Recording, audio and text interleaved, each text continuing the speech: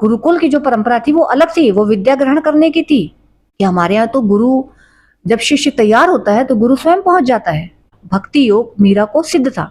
अब ऐसा नहीं है कि मीरा भक्त है तो उन्होंने लिखा, बहुत से लोग इस संसार में हुए हैं जो मैंने कहा नास्तिक हैं, उन्होंने प्रशंसनीय साहित्य लिखा है। कोई बहुत बड़े ब्रह्मचारी संत थे और मीरा भी घूमते घूमते उनके दर्शन के लिए पहुंचती है।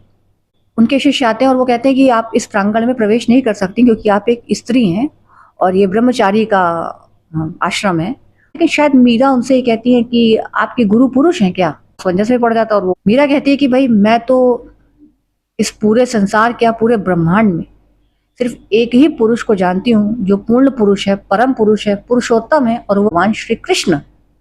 सभी प्राणियों को, सभी जीवों को, सभी को गोपी, कृष्ण की गोपी और एकमात्र कृष्ण को ही पूर्ण पुरुष और पुरुषोत्तम मानते हैं। तो मीरा तो अनन्य भक्त थी कृष्ण की।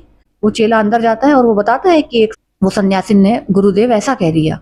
जब उनके गुरुदेव ये बात सुनते हैं तो वो अचंभित रह जाते हैं और वो दौड़ते हैं, भागते हैं मीरा के पीछे।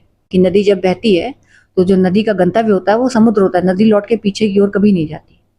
तो जिन किनारों को, जिन तटों को, जिन शहरों को मैं पीछे छोड़ आई, वापस जाने का सवाल नहीं उठता। कुछ ऐसा ही है। तो मीरा एक बार आपके दरवाजे पर आई थी, आपके द्वार पर आई थी, आपने नहीं पहचाना। वो जो ब्रह्मचारी थे वो बहुत ज्ञानी थे, भगवान कृष्ण ने इसीलिए मीरा को माध्यम बनाया उनका विवेक जगाने के लिए। तो उस दिन उनका ये भ्रम टूटा कि वो पुरुष हैं, ब्रह्मचारी हैं, बड़े संत हैं, और मीरा ने उनका भ्रम तोड़ दिया कि गुरु स्वयं आ जाता है शिष्य को ढूंढते हुए। भक्त जब तैयार हो जाता है तो भगवान स्वयं चले आते हैं उसे दर्शन देने। कहानियां, राम पहुंचे शबरी के पास, भक्त राज प्रहलाद, उनके लिए तो भगवान विष्णु नरसिंह रूप में, आधे नर आधे सिंह रूप में खंबे से प्रकट हो गए। दैत्य राजा बलि, भगवान विष्णु वामन अवतार में उनके पास स्वयं पहुंच गए। कहानियों को पढ़िए, उनमें जो सीख है उस सीख को ग्रहण करिए। एक भजन ही है, न जाने किस रूप में नारायण मिल जाए, किसी भी रूप में, किसी जानवर के रूप में, गुरु, भगवान, जो भी आप कहिए, आपको किसी जानवर, किसी नन्हे से नन्हे जीव के रूप में कहीं भी आपको ज्ञान की प्राप्ति, भगवत तत्व की प्राप्ति आपको कहीं भी कभी भी हो सकती है।